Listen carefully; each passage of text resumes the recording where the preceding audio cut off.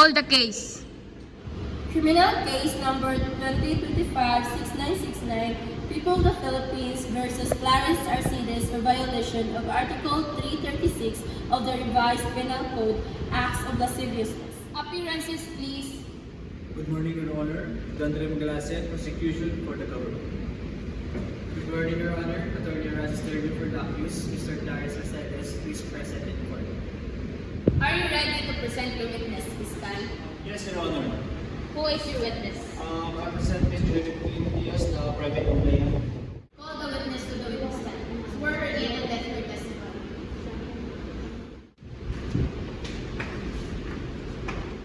Please raise your right hand. Do you swear to tell the truth, the whole truth, and nothing but the truth? Yes, Your Honor. Please state your name, age, and address for the record.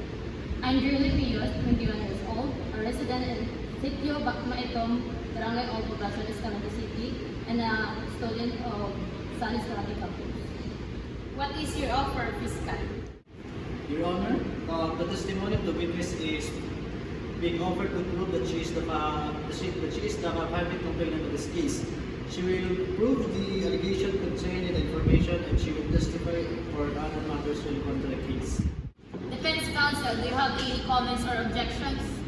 Your Honor, reserve our comment or objection subject to cross-examination. Proceed. Thank you, Your Honor, with the kind permission of the Honorable Court.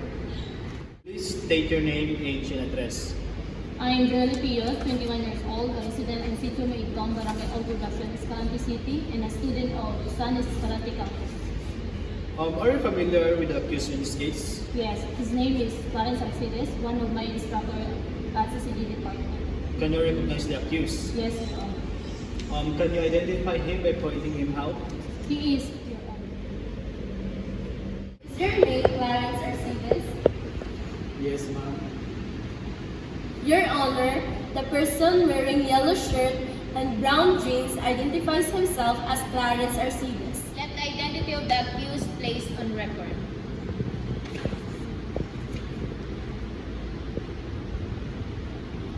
On April 1, 2025 at around 5:30 in the afternoon, where were you at the time?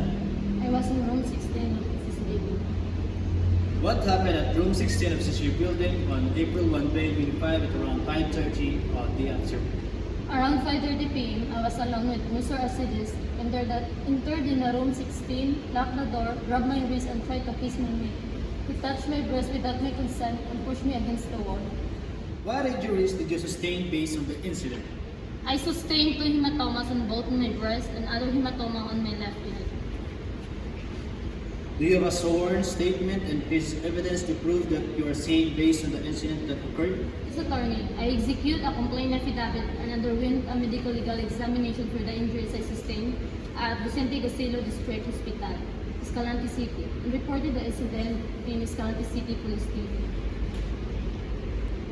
I'm showing you the document. Do you recognize this? Yes, attorney. This is my complaint affidavit and the result of my medical legal examination.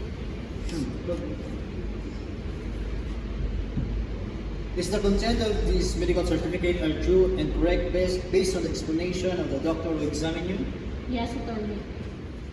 Your Honor, we request the medical certificates previously identified by the witness be marked as Exhibit A. And we request that the complaint affidavit be marked as Exhibit B for the prosecution. Let the medical certificate be marked as Exhibit A and complaint affidavit be marked as Exhibit B for the prosecution. Thank you, Your Honor. The prosecution would like me to continue the session. Continue.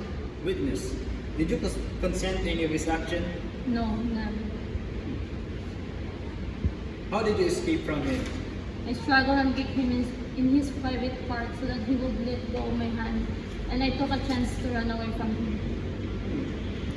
What was your physical and emotional state afterward? I was shaking, crying in pain, and I had a deep emotional trauma. Thank you.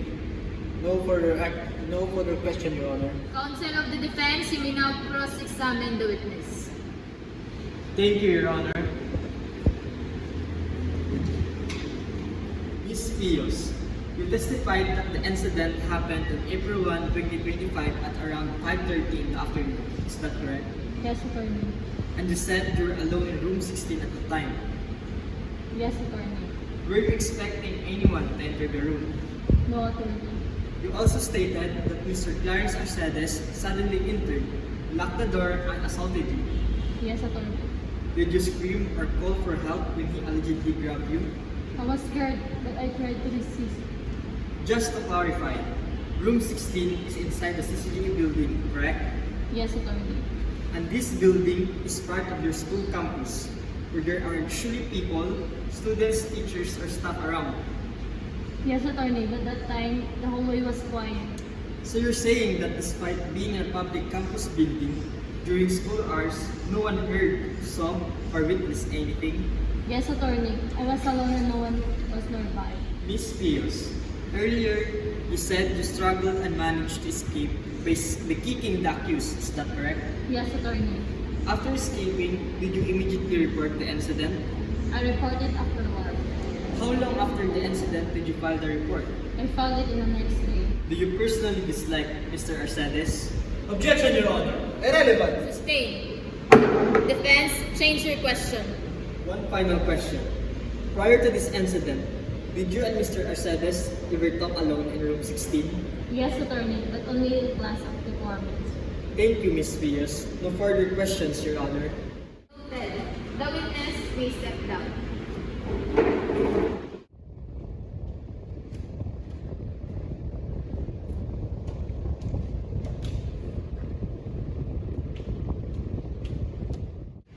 Your Honor, we respectfully request that the accused be allowed to take the witness stand to testify in his own defense. Proceed. Call the accused to the witness stand, swear him in, and let him testify. Thank you, Your Honor. Mr. Clarence Arcedes, please take the stand.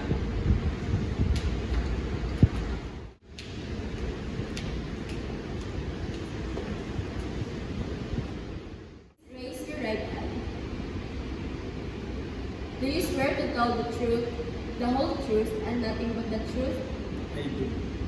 Please state your name, age, address, and occupation. I am Clarence A. Arcedes, 35 years old, teacher at San Escalante campus. What is your offer, counsel?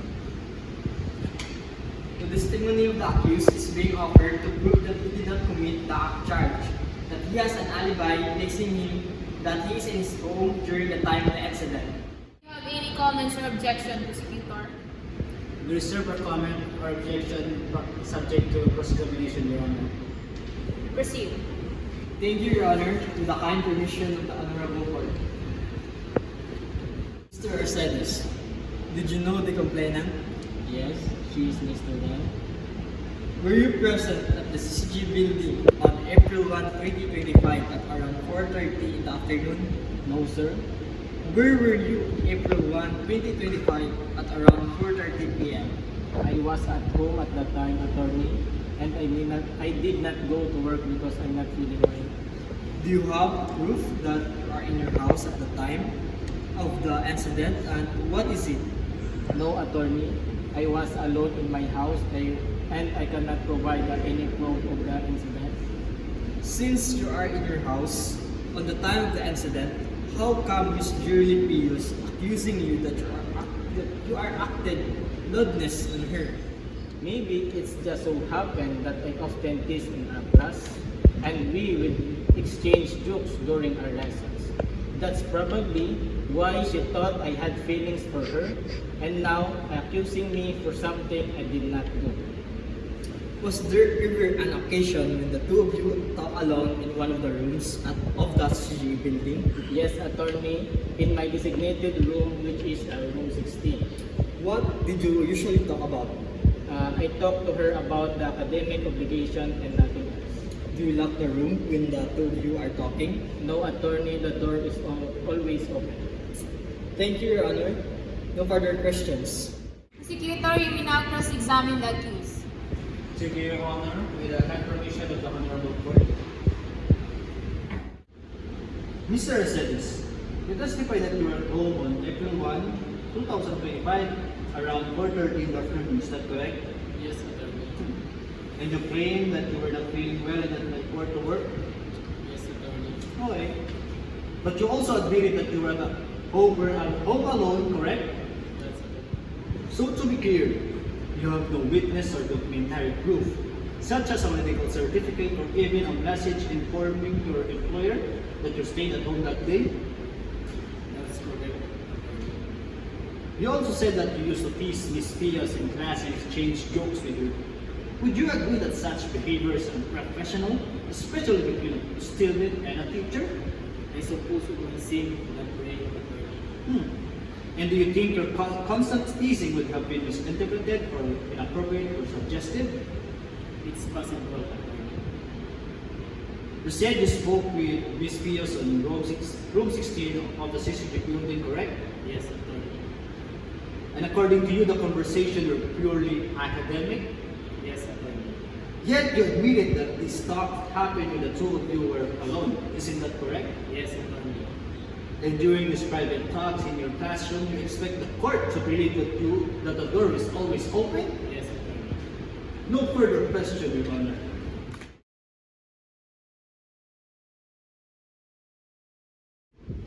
After thorough evaluation of the evidence presented by both parties, the testimonies of the witnesses and the documents admitted into the record, this court is now ready to render judgment.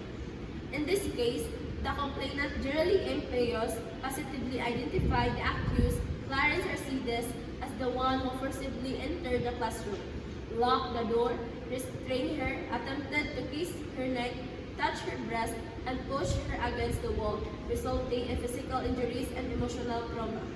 Her testimony was consistent, credible, and corroborative by the medical legal report marked as Exhibit A, indicating hematomas on both breast and left leg, and Exhibit B indicating the complete affidavit of the witness. The defense, on the other hand, merely offered denial and alibi, both of which are inherently weak defenses, especially when uncorroborated. The accused, Mr. Clarence Arcides, failed to present any independent proof that he was at home during the time of the incident. Furthermore, he admitted to previously engaging in classroom teasing with the complainant and having private conversations with her in the same room, which weakens his credibility. The court finds the prosecution's evidence to be clear, convincing, and sufficient to establish the guilt of the accused beyond reasonable doubt. Wherefore, the court finds the accused Clarence Arcides guilty beyond reasonable doubt of the crime act of lasciviousness under Article 336 of the Revised Penal Code. Let a warrant of commitment be issued for the immediate confinement of the accused to the Bureau of Jail Management and Penology, Escalante. So ordered. This hearing is adjourned.